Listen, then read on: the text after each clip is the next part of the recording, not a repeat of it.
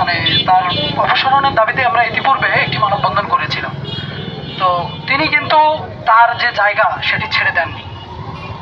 আওয়ামী লীগের দোসররা যদি এইভাবে জায়গাগুলো ধরে রাখেন, তাহলে আমরা যারা এই বৃহত্তর ছাত্র আন্দোলন করলাম, আমরা যারা জুলাই বিপ্লব করলাম, আমাদের গলায় কি এটি ফাঁসি দড়ির মতন ঝুলে আছে না?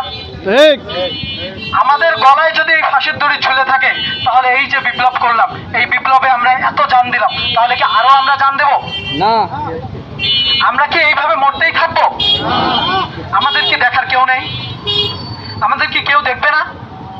এই উত্তরাঞ্চলে আমাদের একজন উপদেষ্টা নেই, এত উপদেষ্টা হচ্ছে, কিন্তু উত্তরাঞ্চলে আমাদের জন্য কথা বলার কেউ নেই। আমাদের জন্য যদি কথা বলার কেউ থাকতো, তাহলে আজকে এই ফ্যাসিস্ট হাসিনার যে ভিসি, এর কিন্তু অপসারণ হয়ে যেত। এই ভিসি এখানে থাকতে পারতো না, তার বদলে একজন যোগ্য ভিসি খুব দ্রুত নিয়োগ হতে পারত।